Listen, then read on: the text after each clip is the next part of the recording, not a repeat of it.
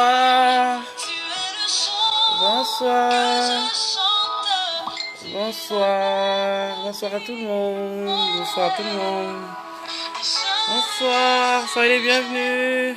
Soyez les bienvenus. Soyez les bienvenus. Bonsoir à tous. Bonsoir.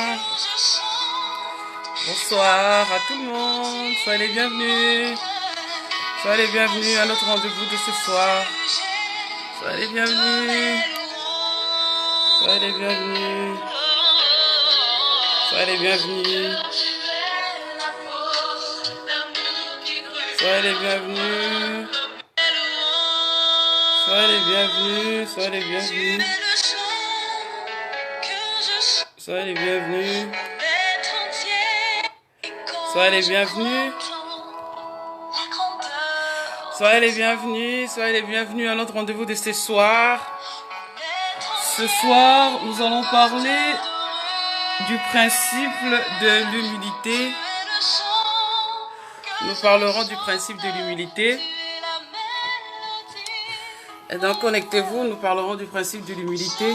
Connectez-vous, connectez-vous, connectez-vous. Toujours sur la série, notre série d'enseignements sur les lois et les principes du royaume de Dieu. Donc, connectez-vous, connectez-vous, connectez-vous, connectez-vous, connectez-vous. Le Seigneur va nous parler à tout un chacun de nous. Connectez-vous.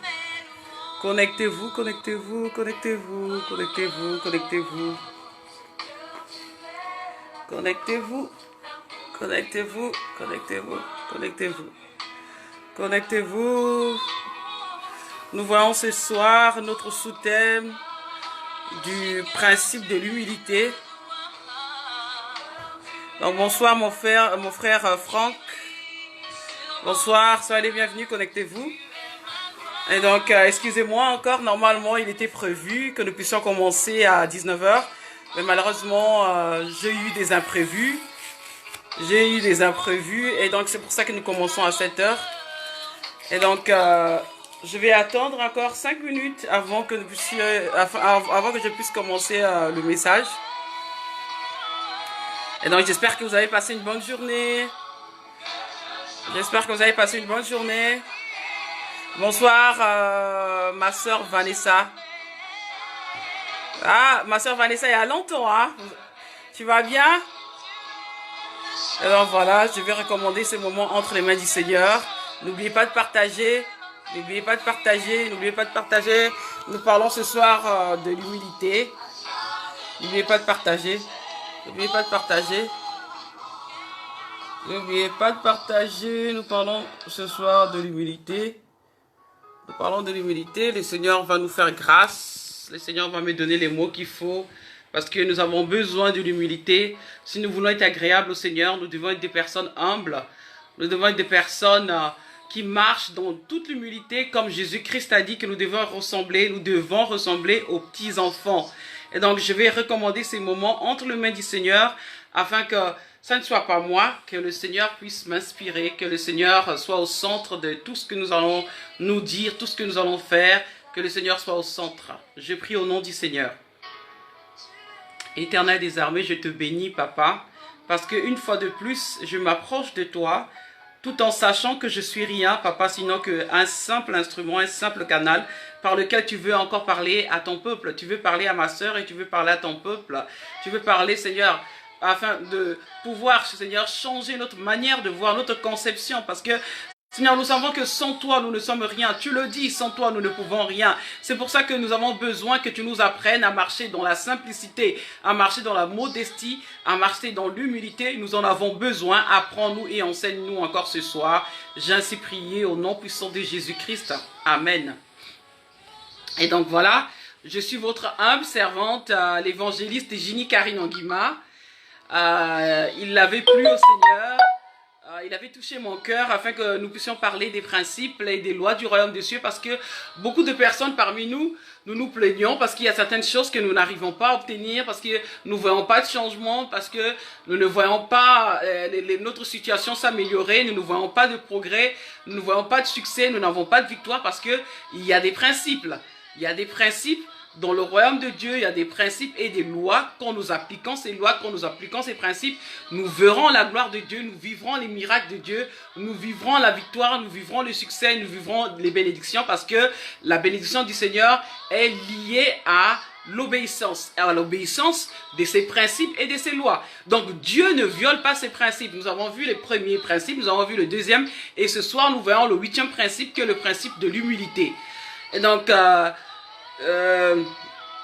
avant de pouvoir entrer dans le vif du sujet, nous allons toujours retourner dans les choses basiques, c'est-à-dire que dans la définition de l'humilité, c'est quoi l'humilité? C'est quoi l'humilité? Nous parlons beaucoup, ah non, la personne elle est pas humble, non, la personne n'est pas simple, non, la personne n'est pas humble. Bah, on veut savoir c'est quoi l'humilité.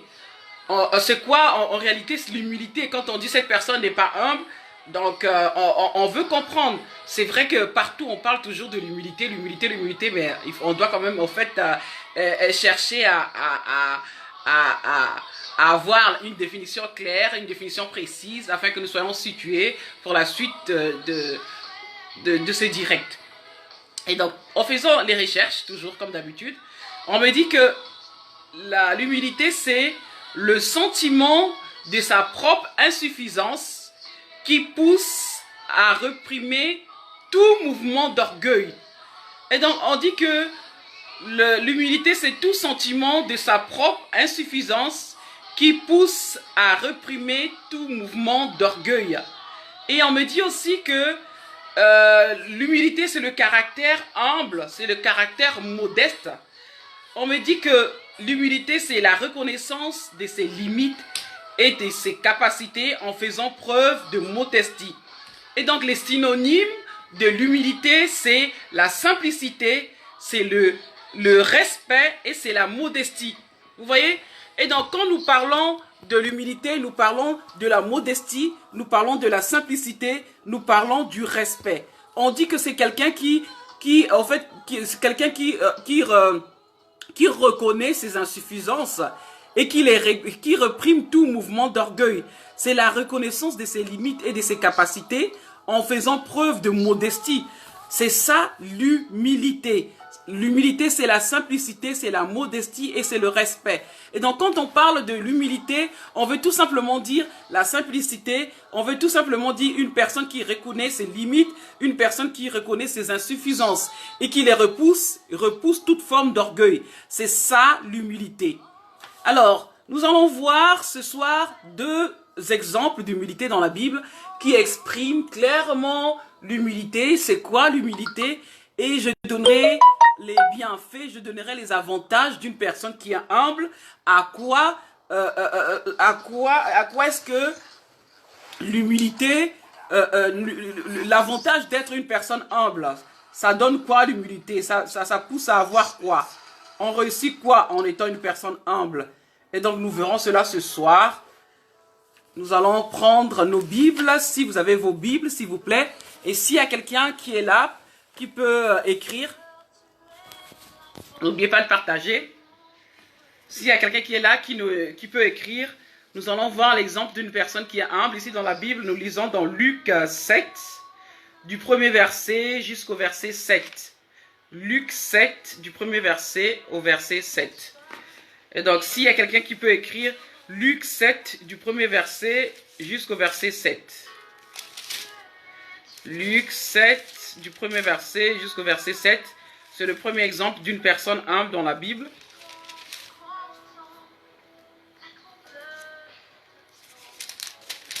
Luc 7, du premier verset au verset 7. Alors, je lis au nom du Seigneur, Luc 7, du premier verset au verset 7. Me dit ceci. Je lis au nom du Seigneur. C'est la guérison du serviteur d'un centenier, me dit ceci. Après avoir achevé tous ses discours devant le peuple qui l'écoutait, Jésus entra dans Capernaum.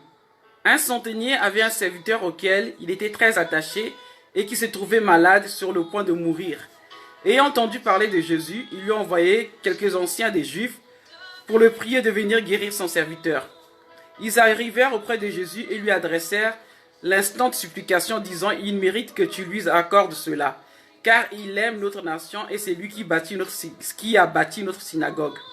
Jésus étant allé avec eux, n'était guère éloigné de la maison quand le centenier envoya des amis pour lui dire « Seigneur, ne prends pas tant de peine car je ne suis pas digne que tu entres sous mon toit. C'est aussi pour cela que je ne me suis pas cru digne d'aller en personne vers toi. Mais dis un mot et mon serviteur sera guéri. » Vous voyez, ça nous parle de ce centenier qui aimait beaucoup son serviteur, qui était à son service. Et il est arrivé que son serviteur était malade, gravement malade, et ce serviteur, il était mourant. Et il a entendu parler de Jésus, que Jésus pouvait guérir et que Jésus pouvait faire quelque chose pour son serviteur. Il a demandé, il a envoyé des Juifs aller à la rencontre de Jésus pour demander qu'il vienne pour prier pour son serviteur. Et lorsque Jésus est arrivé, il envoie encore ses amis pour dire que ils ne se sont pas dignes de pouvoir recevoir Jésus-Christ chez lui à la maison. Et que de là où il se trouve, que Jésus puisse prononcer juste un mot afin que son serviteur soit guéri. Vous vous rendez compte? On nous parle de centenier. Qui était ce centenier? Donc c'était quelqu'un qui avait de la considération, c'était quelqu'un qui avait une marque de considération, c'était quelqu'un qui avait de l'autorité, c'est quelqu'un qui avait une réputation, c'était un dignitaire ce monsieur, parce que les Juifs ont donné un bon témoignage sur lui en disant que c'est lui qui a construit notre synagogue. Donc c'était quelqu'un à l'époque qui avait eu la gloire, c'est quelqu'un qui était célèbre, c'est quelqu'un qui était connu. Mais imaginez-vous, il a exprimé son humilité en disant que je ne suis pas digne de te recevoir chez moi. N'est-ce pas, dans la définition, on nous dit que c'est quelqu'un qui reconnaît ses insuffisances, qui reconnaît ses limites. Vous voyez? Et qui repousse tout sentiment d'orgueil. C'est ça la définition de l'humilité, qui repousse tout sentiment d'orgueil, parce que normalement, logiquement, quand on essaye de regarder la place de ce centenier, je me dis, quelque part, à nos siècles que nous sommes arrivés, à notre époque, si c'était un centenier de notre époque, c'est-à-dire un premier ministre, il n'allait pas se déplacer, il n'allait pas chercher à se déplacer, il n'allait pas chercher à même envoyer des gens pour aller chercher parler de Jésus, parce qu'il sera enflé d'orgueil à cause de sa position sociale. Je suis moi, le premier ministre, j'ai autant de serviteurs, j'ai autant de... Vous voyez un peu l'orgueil? Parce que c'est un premier ministre et donc il se croit le maître de l'univers. Il se croit le tout-puissant.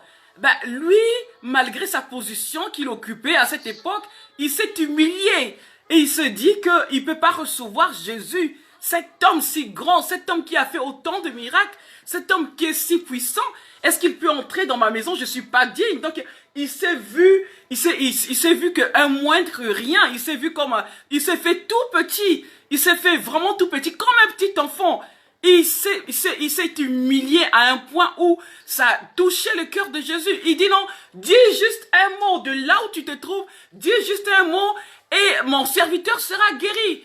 Regardez la simplicité de cet homme-là. Regardez la simplicité de cet homme, quand on dit c'était un dignitaire qui avait construit la synagogue, dont les Juifs ont donné un bon témoignage en disant que non, il mérite que tu ailles voir son serviteur. Il mérite que tu puisses prier pour son serviteur. Vous vous rendez compte? Les Juifs donnent un bon témoignage de cet homme. Donc c'était quelqu'un qui avait de la gloire. Ce n'était pas n'importe qui. Il avait de la gloire, il avait de l'autorité. Il avait un pouvoir, il avait la puissance. Mais il a dit, je ne suis pas digne. Je ne suis pas digne de te recevoir dans ma maison. C'est ça l'humilité, l'exemple même de l'humilité. C'est ça même la simplicité. C'est ça la simplicité, c'est ça même la marque de révérence, le respect qu'il a manifesté vis-à-vis de Jésus. Il était humble. Il était simple, modeste. Et donc c'est comme s'il avait enlevé sa veste, il avait enlevé sa veste, il a enlevé sa gloire, son autorité, tout simplement parce que il avait besoin que son serviteur soit guéri. Et puis, on peut se poser la question, mais c'est quoi même son problème?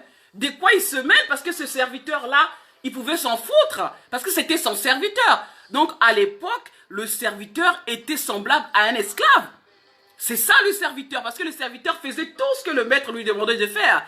Et donc, imaginez-vous que ce serviteur était comme un esclave. Nous le savons que à cette époque, les serviteurs n'avaient pas, les maîtres n'avaient pas de la considération pour leurs serviteurs. Donc, ça leur disait en général rien à cause de la position qu'ils avaient, la position élevée. Parce qu'ils avaient le droit de la vie et de la mort sur les serviteurs. Donc, comment est-ce que vous pouvez vous imaginer un maître, c'est-à-dire qu'un centenier avait eu pitié, il avait de la considération pour son serviteur qui était malade, qui était mourant. Vous vous imaginez un peu? Vous vous imaginez? Regardez un peu à l'époque. Situez-vous à cette histoire, à cette période-là où les serviteurs étaient considérés comme des esclaves. Mais lui, il avait de la peine pour son serviteur parce qu'il aimait beaucoup. Mais pourquoi est-ce qu'il aimait ce serviteur?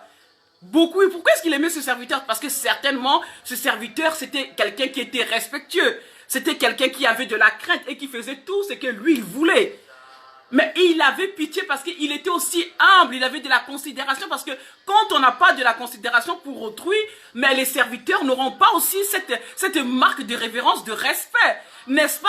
C'est ce qu'on sème qu'on récolte. Et donc c'était quelque chose, c'était une relation qui était réciproque. Lui, le maître, il avait du respect pour son serviteur, il avait de la considération. Et le serviteur aussi, il avait de la considération pour ce maître. Donc déjà de nature, c'était une personne, ce centenier était quelqu'un qui était humble, qui était modeste. Et c'est ça qui a attiré le regard de Jésus. C'est ça qui a touché le regard de Jésus, quelqu'un qui était modeste. Il était modeste. Regardez l'histoire de Naaman. Naaman, c'était quelqu'un qui a occupé un poste élevé. Quand on lui a dit d'aller se jeter 7 fois au Jourdain, vous voyez comment la Bible dit, j'avais parlé de ça la fois passée, il était fâché. Il était fâché à cause de la position qu'il occupait, à cause de sa gloire. Il dit, mais est-ce que je ne pouvais pas aller en Syrie? En Syrie, il y a 10 fois mieux que ça, le Jourdain. Vous voyez, c'était l'orgueil, il a manifesté l'orgueil à cause de sa position. Il ne s'est pas humilié. C'est parce que ses serviteurs lui ont parlé, lui ont dit, mais si le prophète t'avait demandé de faire quelque chose de simple, de difficile, ne l'aurais-tu pas fait? Vous voyez? Et donc, en tant qu'homme, par rapport à la position qu'il occupait, ce centenier, il pouvait ne pas chercher même la guérison parce que c'est un esclave, il s'en fout. Il pouvait s'en foutre, il pouvait ne pas donner de l'importance à la santé, à la souffrance de son serviteur. Mais il l'a fait parce c'était quelqu'un qui avait de la considération, c'est quelqu'un qui avait de l'humilité. Et voilà, Jésus a fait quelque chose dans la vie de cet homme, de son serviteur. Jésus a jeté un regard favorable parce que il était humble. Et c'est ça l'exemple de l'humilité. La Bible nous demande, Jésus nous demande d'être comme les tout petits, les tout petits, comme les petits enfants, on nous demande. Vous regardez les petits enfants, comment ils sont. Les petits enfants, ils se gênent de rien. Ils viennent de se disputer avec un de ses camarades ou avec une de ses camarades et tout de suite, et après ils se reparlent. Ils ne se gardent pas rancune, ils se reparlent. Et quand il a besoin de quelque chose, il vient demander des explications, il demande pardon. C'est ça le caractère d'un petit enfant. C'est ça que Jésus nous demande, d'être humble comme les petits enfants. C'est très important pour nous si nous voulons être agréables à Dieu. C'est très important pour nous en tant qu'enfants de Dieu si nous voulons voir la main de Dieu. Parce que lorsque nous sommes le contraire de l'humilité, c'est l'orgueil. L'orgueil est le contraire de l'humilité. Alors, la Bible nous dit, nous allons voir un des avantages d'être une personne humble. Ça induit à quoi l'humilité? Ça donne quoi? Ça produit quoi? La Bible nous dit dans Psaume 25, 9, l'Éternel enseigne aux humbles sa voie. Et donc, comment est-ce que quand tu es orgueilleux, quand tu connais tout, quand tu te dis, monsieur ou madame, qui a toute la connaissance du monde, comment voulez-vous que le Seigneur puisse vous enseigner sa parole? Que le Seigneur se révèle à vous, que le Seigneur vous montre des choses quand vous êtes imbu de votre personne. Vous n'allez rien recevoir de la part du Seigneur parce que vous êtes rempli de vous-même. Le Seigneur révèle et enseigne ses voies aux personnes qui sont vides, qui se disent, qui repoussent, qui se disent insuffisantes, qui se disent qu'elles ne peuvent pas d'elles-mêmes, qu'elles ne peuvent rien faire. Le Seigneur enseigne ses voies à ces personnes qui sont humbles, la Bible nous dit. Vous voyez? Donc l'avantage d'être une personne humble, Vous allez être guidé par le Seigneur. Le Seigneur va vous montrer le chemin parce que vous ne connaissez rien. Parce que dans la définition, nous disons que ce sont des personnes qui reconnaissent leurs faiblesses, qui reconnaissent leurs limites, qui se disent qu'elles ne peuvent pas d'elles-mêmes et qui repoussent tout sentiment d'orgueil. Donc l'insuffisance, on se dit, mais la voix, je ne connais pas. N'est-ce pas, le Seigneur a dit qu'il nous enverra le consolateur qui nous enseignera toutes choses.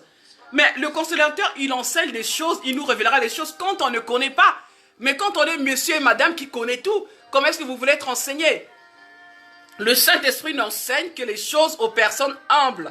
Ça, c'est l'un des avantages d'être une personne humble. C'est que le Saint-Esprit, lui qui est l'enseignant par excellence, il va nous montrer les chemins, il va nous montrer la voie. Et le deuxième point de l'avantage d'être une personne humble, la Bible dit que l'humilité précède la gloire. Ça, c'est dans Proverbes 18, 12. Donc, l'humilité précède la gloire. Quand vous êtes une personne humble, c'est Dieu qui élève. Ce n'est pas à vous ou à moi de pouvoir se montrer, oui, je suis le meilleur, oui, je suis la plus belle, oui, je suis ceci. Regardez l'exemple de Vachi. Vous pensez que Vachi a été disgracié, pourquoi? Pourquoi est-ce que Vachi a été disgracié? Vous voyez pourquoi Vachi a été disgracié? Parce que lorsque son mari a demandé qu'elle vienne pour montrer sa beauté, parce qu'il avait trop bu, le roi avait trop bu, ben, quand il a demandé, le roi Assuérus a demandé qu'elle vienne parce qu'il voulait présenter à ses invités la beauté de sa femme. Ben, elle était toujours dans ces histoires de femmes parce qu'elle aussi, elle avait organisé un festin pour les femmes. Et donc, elle s'est dit, oh, celui-là encore, oh, celui-là, il m'embête. Oh, celui-là, elle a oublié que c'était son mari. Oh, celui-là, oh. Donc, elle a méprisé son époux. Elle a eu du mépris. Et donc, dans la définition, nous avons parlé du respect. Elle a eu du mépris pour son époux. Elle a eu un dédain. Elle a eu le manque de considération. Il y avait de l'orgueil parce qu'elle se disait, oui, je suis la reine. Et après moi, je suis la plus belle. Après moi, il n'y a plus personne. De toute façon, qu'est-ce qu'il va me faire? Vous voyez? Eh bien, c'est ce sentiment d'orgueil qui avait animé Vachi. Et ce qui a fait qu'elle perde sa place. Elle a perdu sa position de reine.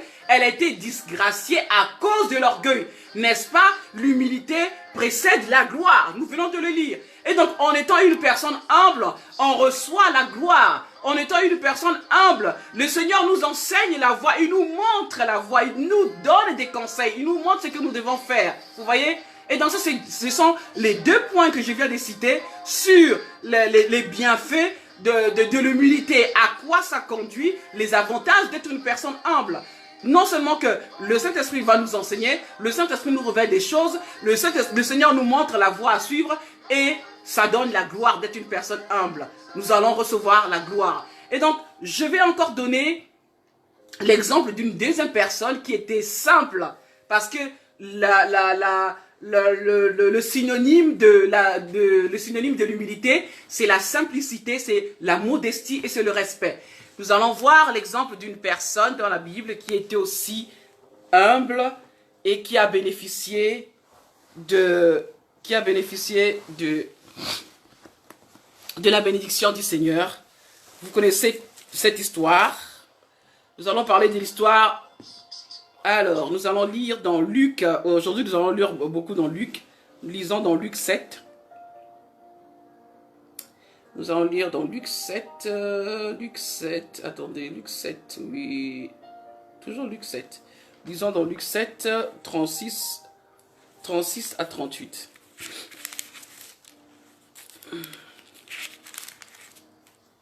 Alors, Luc 7, 36 à 38. Alors, Luc 7, 36 à 38.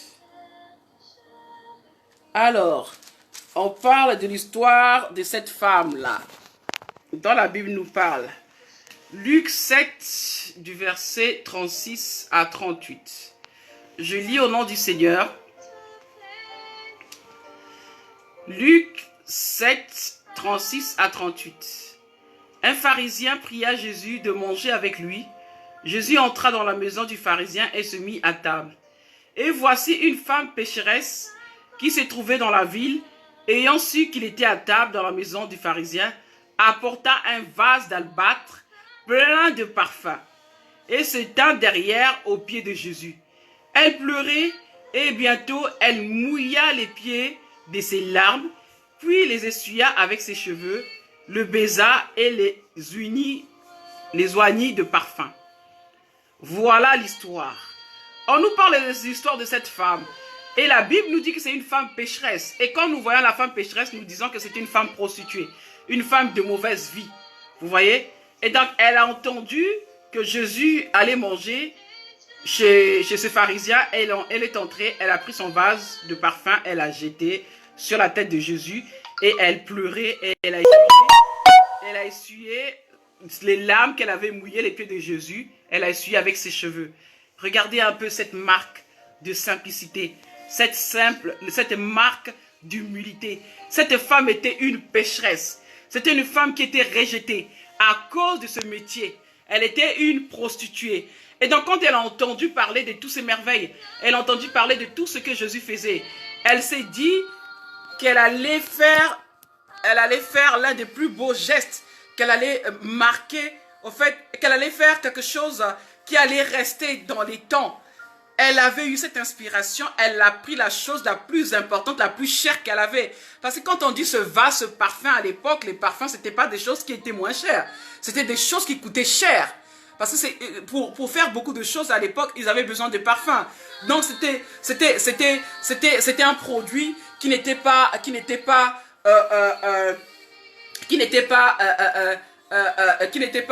moins cher. C'était quelque chose qui était onéreux. Donc vous voyez, tout le monde ne pouvait pas se permettre d'acheter des parfums. Mais elle a pris un vase, on nous dit un vase qu'elle a versé sur Jésus. Et d'ailleurs, la Bible nous dit, lorsque Judas a vu cela, c'est à partir de là qu'il a commencé à préparer un projet de tuer. N'est-ce pas? C'est à partir de là que Judas a eu ce projet, hein? Il a eu ce projet funeste, là, macabre, de pouvoir assassiner Jésus. C'est à partir de cette histoire. Vous voyez? Et donc, vous voyez que cette femme, en essuyant les pieds de Jésus, elle a marqué, elle a reconnu ses limites. Elle a reconnu sa position de pécheresse. Elle a reconnu son état de prostituée. Et ça a plu au Seigneur Jésus. Ça a plu au Seigneur Jésus parce que Jésus-Christ l'a dit, va. Et Jésus a pardonné ses péchés. Jésus a dit à cette femme qu'elle était libre du péché. Jésus a dit de bonnes choses sur cette femme. Pourquoi? À cause de ce qu'elle avait fait. À cause de ce geste qui a touché Jésus. Vous regardez un peu? Vous voyez un peu? Parce qu'aujourd'hui, il y a certaines personnes qui se retrouvent dans des situations tristes, qui vivent dans le péché, mais qui refusent de reconnaître leur état, qui refusent de reconnaître leur position, qui refusent de reconnaître leur manquement, qui refusent de reconnaître réellement cette faiblesse, qui refusent d'abandonner le mal. Elle est venue vers Jésus parce qu'elle a voulu en fait se faire racheter. Elle a voulu se faire pardonner de tout son mal qu'elle avait fait en vivant dans le péché. Elle a voulu se faire pardonner. Et c'est pour ça qu'elle a versé, en fait, le parfum était comme l'action de grâce. C'était comme l'action de grâce, c'était comme une offrande qu'elle a faite à Jésus en versant ce parfum d'un prix élevé. Et d'ailleurs, ça a été à l'origine même de la mort, du plan macabre que Judas avait préparé contre Jésus. Vous voyez, deux exemples de l'humilité. Ce centenier avec son serviteur et cette prostituée. Vous voyez ces deux exemples de ces personnes qui étaient humbles et que la Bible nous recommande d'être humbles. Jésus nous demande d'être humbles. Nous allons lire dans Proverbe 29 au verset 23, si vous pouvez écrire, la Bible dit que l'orgueil d'un homme la baisse, mais celui qui est humble d'esprit obtient la gloire. La Bible dit encore ceci, car quiconque se lève sera abaissé et quiconque s'abaisse sera élevé. Cela est écrit dans Luc 14 au verset 11. Vous voyez? Et la Bible nous dit aussi de ne pas avoir une trop haute opinion de nous-mêmes et d'avoir de la considération pour les autres. Parce que nous pouvons être dans un ministère, nous pouvons être dans une église, mais nous pensons parfois que nous sommes toujours les meilleurs. Nous pensons toujours que les autres font moins bien. Et c'est pour ça que dans nos relations mutuelles, la Bible nous recommande de ne pas avoir une trop haute opinion de nous-mêmes. De ne être des personnes humbles. Romains 12, 3. Romains 12, 3 nous demande de ne pas avoir une trop haute opinion de nous-mêmes. De ne pas avoir trop de ne pas être imbu de notre personne. Regardez par exemple, il y a des personnes qui sont dans un groupe de louanges ou dans une chorale. Celle qui fait le lead et celle qui est beaucoup appréciée à l'église, vous allez vous rendre compte que c'est une personne va surgir en elle l'orgueil. C'est une personne qui sera appréciée, une personne qui sera presque, disons, indispensable à l'église. C'est-à-dire que le jour que cette personne, c'est-à-dire celle qui conduit la chorale, la leader de la chorale, quand elle ne sera pas là, c'est comme si les gens ont mal chanté. C'est comme si ce jour-là, il n'y avait pas l'onction. Mais pourquoi? Parce que il y a ce sentiment d'orgueil qui est né en elle et elle se dit que si elle ne chante pas ce jour-là, le culte va piétiner. Le culte, il n'y aura pas l'onction, le Saint-Esprit ne va pas agir. Et vous allez remarquer que ces personnes vont être imbues de leur personne. Elles auront une trop haute opinion d'elles. Elles croiront qu'elles sont déjà arrivées au paradis. Et quand vous allez demander à ces personnes, d'ailleurs ces personnes, quand vous faites des remarques à ce genre de personnes-là, qui ont une trop haute opinion d'elles-mêmes, parce qu'elle est dans la chorale, parce qu'elle chante bien, elle n'acceptera pas. Ce sont des personnes qui n'aimeront pas que vous puissiez leur faire des remarques. Ce sont des personnes qui n'aiment pas les reproches. Parce qu'elles ont une trop haute opinion d'elles-mêmes. Ce sont des personnes qui ne sont pas simples, qui n'ont pas la modestie, qui n'ont pas de respect parce que à cause du fait qu'elles sont appréciées par rapport à leur voix, parce que ce sont des leaders, elles vont se mettre à écraser tout le monde, à dominer, à piétiner même l'autorité de l'église à cause de cette opinion, une trop haute opinion de soi. Et c'est pour ça que la Bible nous recommande d'être toujours modeste. La Bible nous recommande d'être des personnes simples, d'être des personnes humbles, afin d'être agréables au Seigneur, parce que l'humilité précède la gloire. C'est ça. C'est pour ça que nous devons être des personnes simples. Nous lisons encore que la Bible nous dit dans le livre de Proverbes 11.2 que la sagesse est avec les humbles. Quand on est une personne humble, on est sage. Parce que l'orgueil, n'oubliez pas que l'orgueil, c'est une courte folie. L'orgueil, c'est comme une folie. Parce qu'une personne qui est orgueilleuse, c'est une personne qui est remplie de folie.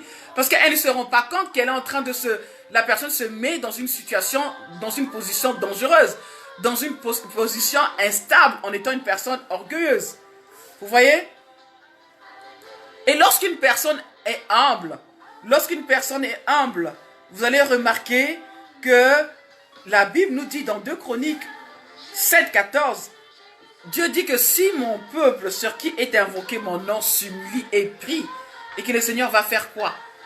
Quand tu t'humilies et tu pries, mais le Seigneur va agir. Parce qu'une personne qui est humble, c'est une personne qui reconnaît ses limites, c'est une personne qui reconnaît sa faiblesse, et c'est une personne qui va vers Dieu, qui va s'approcher auprès de Dieu. Parce que ne va que avoir une vie de prière, c'est une personne qui est humble. Une personne qui a une vie de prière, c'est une personne qui est simple, une personne modeste. Parce que tu te dis que sans la prière, je ne peux rien faire. Sans mon Dieu, je ne peux rien faire. Je ne peux rien sans ce Dieu.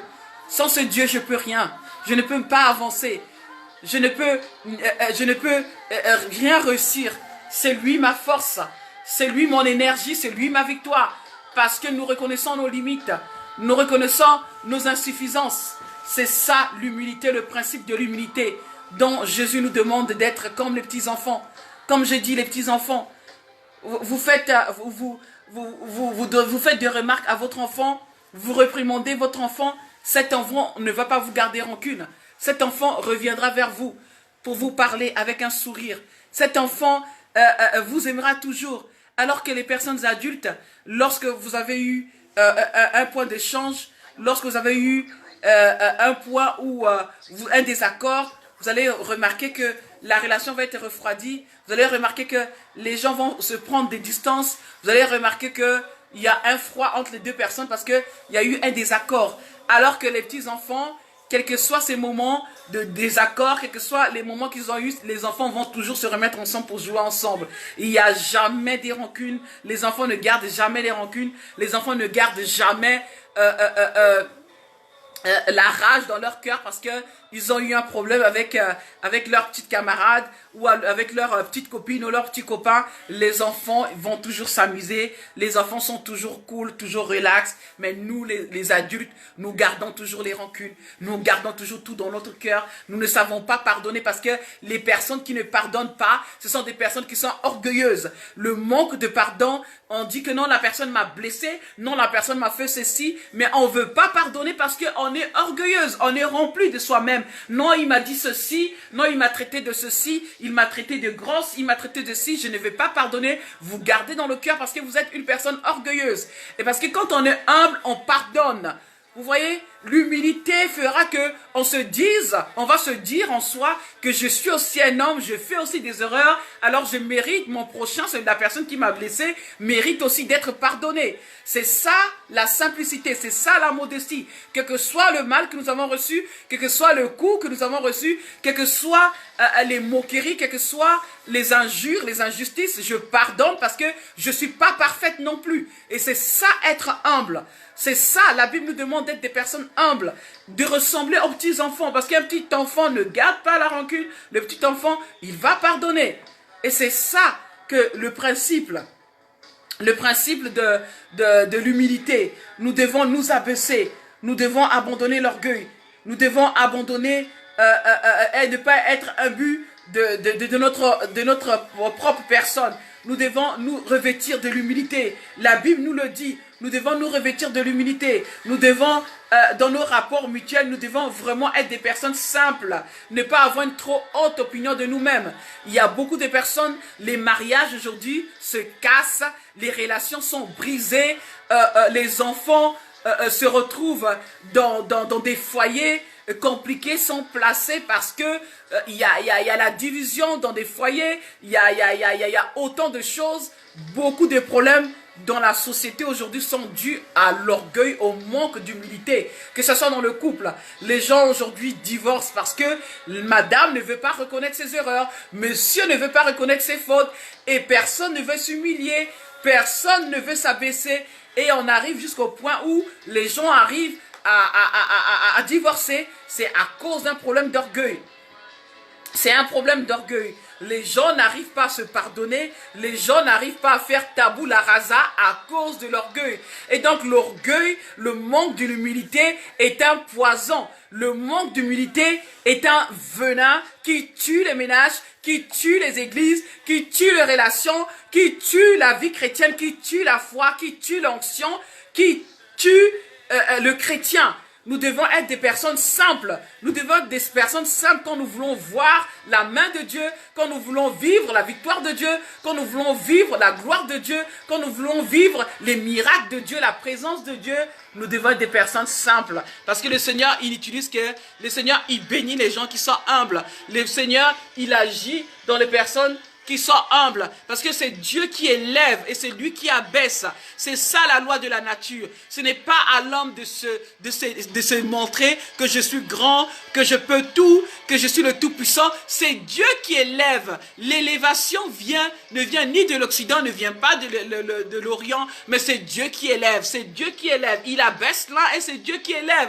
Et donc, ça ne sert à rien de se dire que je suis le plus fort, de croire qu'on est le prédicateur le plus puissant, que le prédicateur le plus célèbre parce qu'on remplit les stades et qu'on est agréable à Dieu. Ça ne veut rien dire. Ce n'est pas parce qu'on remplit les stades du monde entier, ce n'est pas parce qu'on a autant de fidèles dans son église, qu'on a 20 000 fidèles dans son église, que Dieu approuve cette église, que Dieu est avec vous. Ça ne veut rien dire. Dieu est avec des personnes simples, Dieu est avec des personnes humbles. C'est ça la différence. Quand on veut voir une onction authentique, un ministère authentique, il se fait voir par le niveau de l'humilité, par l'authenticité d'un ministère est caractérisée par l'humilité. Parce que n'oubliez pas que l'orgueil et l'onction une onction satanique. Et donc, l'humilité est un fruit de l'esprit. L'humilité c'est l'onction, est une onction. C'est quelque chose qui atteste qu'on appartient à Dieu. Quand on est une personne simple et une personne modeste, une personne qui a du respect, qui a de la considération pour autrui, qui respecte les autres. C'est ça l'humilité. C'est ça la simplicité. L'orgueil ne vient jamais de Dieu.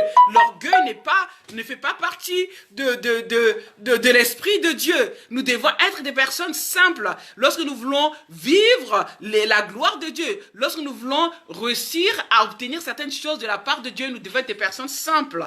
Nous devons pratiquer ce principe de la simplicité. Quand vous êtes des personnes imbues de votre personne, vous pensez que non, vous êtes Dieu sur terre, vous pensez que sans vous, rien ne peut se faire sur cette terre, ou dans l'église, ou dans votre lieu de travail, ou dans votre relation avec votre femme ou votre mari. Vous pensez que sans vous, rien ne peut se faire, et que vous êtes la reine, et que vous êtes le roi. Sachez que quand vous êtes orgueilleuse, eh ben, c'est votre chute qui va arriver. Vous allez dégringoler de façon humiliante, de façon gênante, de façon catastrophique, parce que vous êtes imbu de votre personne. Parce que vous vous dites que non, moi je peux tout, moi je crois tout, moi je connais tout, moi ceci, il n'y a que moi, il n'y a que moi, il n'y a que moi, il n'y a que moi,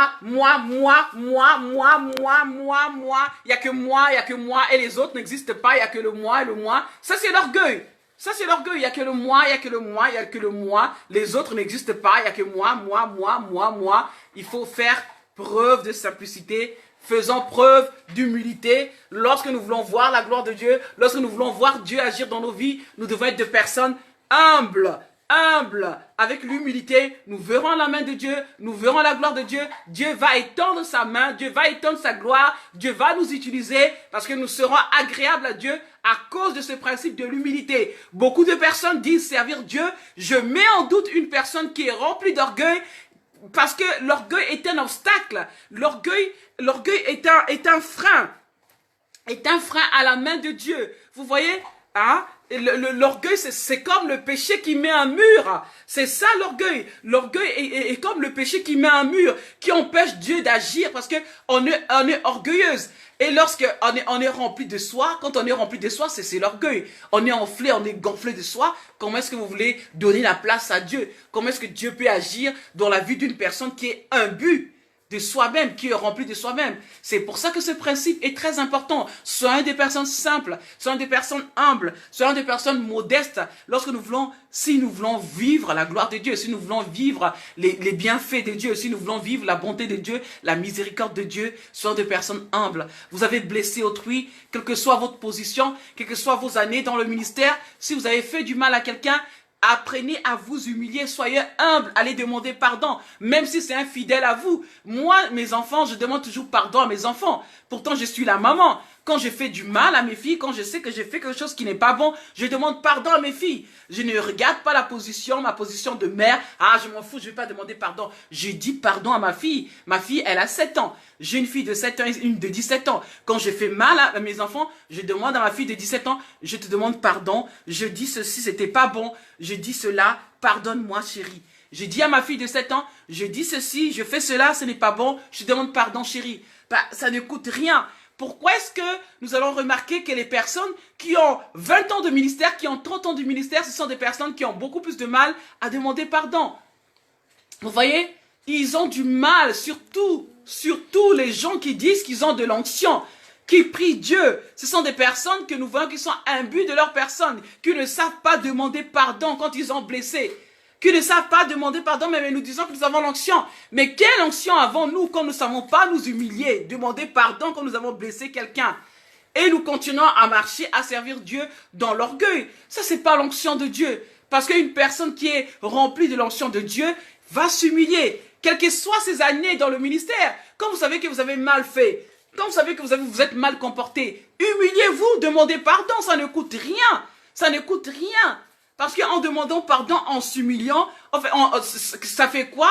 Eh bien, on est juste en train de bâtir la relation. Ça nous permet de pouvoir avancer dans la relation de façon harmonieuse. Et donc, essayons d'être des personnes simples. Le problème d'orgueil se trouve surtout dans les ministères, se trouve toujours dans les ministères. Les ministres de Dieu ont beaucoup. Il y a beaucoup de choses dans ces ministres de Dieu. Les ministres de Dieu ont un sérieux problème avec l'humilité.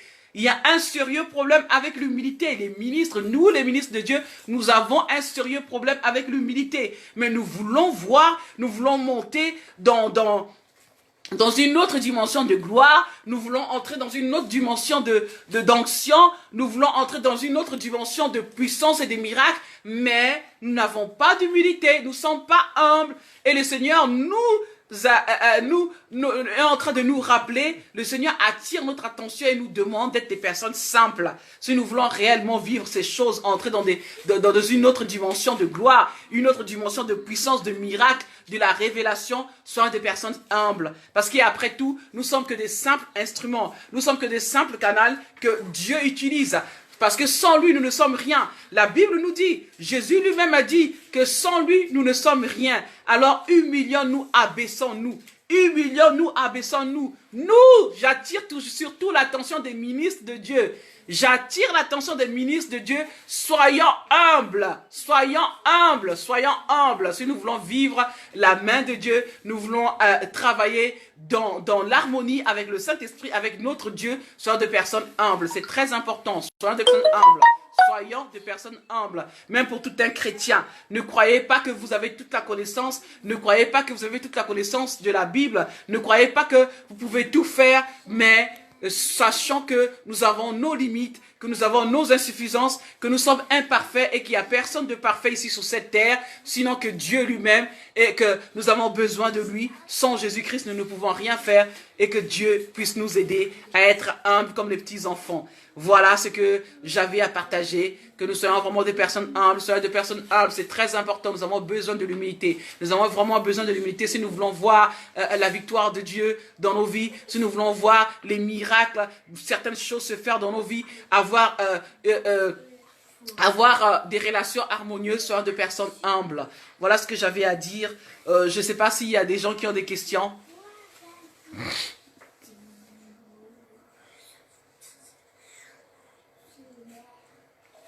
Est-ce qu'il y a quelqu'un qui a des questions? Nous avons besoin d'être des personnes humbles, c'est très important. J'ai attiré vraiment l'attention des serviteurs de Dieu, que je suis moi-même, que nous devons vraiment retourner sur des bonnes bases, sur ce principe-là, appliquer ce principe de l'humilité. C'est très important pour nous. C'est capital pour un ministère d'être humble. Et donc, il n'y a pas de questions. Et donc, je vais prier pour que le Seigneur nous aide à être des personnes et des femmes et des hommes humbles. Que nous puissions marcher dans la simplicité, que nous puissions marcher dans la modestie. Soyons simples, soyons simples. Et donc, je vais prier. Et je prie. Éternel des armées, je te bénis, Seigneur, je te glorifie. Nous ne sommes rien et je ne suis rien devant toi, Papa, sinon qu'une simple pécheresse. Je suis rien devant toi, Seigneur, qu'un simple canal. Je ne suis rien devant toi qu'un simple outil. Seigneur, voilà, j'ai parlé, Seigneur, de ta part sur l'humilité, sur le principe de l'humilité. Seigneur, je te prie, Père, d'ôter en nous tout esprit, Seigneur, d'orgueil, tout esprit de suffisance, tout esprit, Seigneur, qui nous empêche de pouvoir être des personnes simples. Seigneur, que la rancune ne fasse pas obstacle à l'humilité, Seigneur. Que la jalousie ne fasse pas obstacle, Seigneur, à l'humilité. Seigneur, que tous ces sentiments qui étouffent le Saint-Esprit, Seigneur, qui nous empêchent d'être humbles, Seigneur, s'éloignent de nos vies et permet à ton peuple de vivre dans la simplicité, de vivre dans la modestie. Apprends-nous, Seigneur, à marcher comme les petits enfants afin d'être des personnes simples, d'être des personnes humble afin de t'être agréable, Seigneur, parce que ce n'est que dans l'humilité, Seigneur, que nous pouvons, Seigneur, marcher dans la sagesse. En étant humble, nous allons marcher dans la sagesse. En étant humble, Seigneur, nous allons marcher dans la connaissance parce que tu vas nous apprendre des choses. Tu vas nous montrer, Seigneur, tes voies. C'est en étant humble, Seigneur, que tu vas élargir nos voies. C'est en étant humble que c'est toi qui vas nous élever, Seigneur, parce que c'est toi qui as dit que l'humilité précède la gloire, Seigneur. Apprends-nous à être humble. Apprends-nous à être être humbles comme les petits enfants. Apprends-nous à marcher dans la simplicité, Seigneur, parce que sans toi, nous ne pouvons rien. Sans toi, nous ne sommes rien, Seigneur. Aide-nous à reconnaître nos limites, à reconnaître nos limites, à reconnaître nos insuffisances. Merci, Seigneur. Aide ton peuple, aide ma sœur et aide mon frère. Merci, Jésus. Merci, Jésus. Merci, Jésus. Merci, Jésus.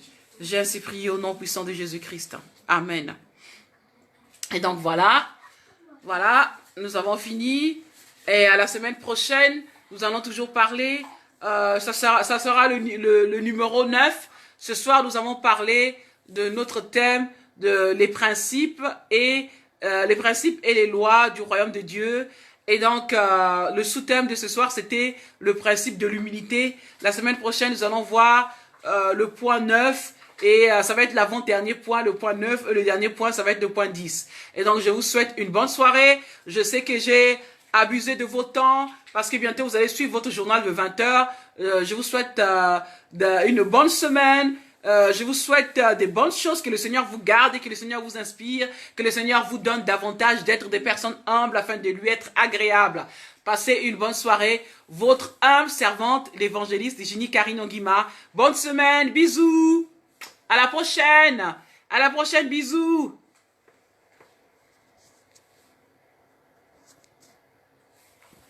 Alors, à la semaine prochaine, bisous encore, bisous.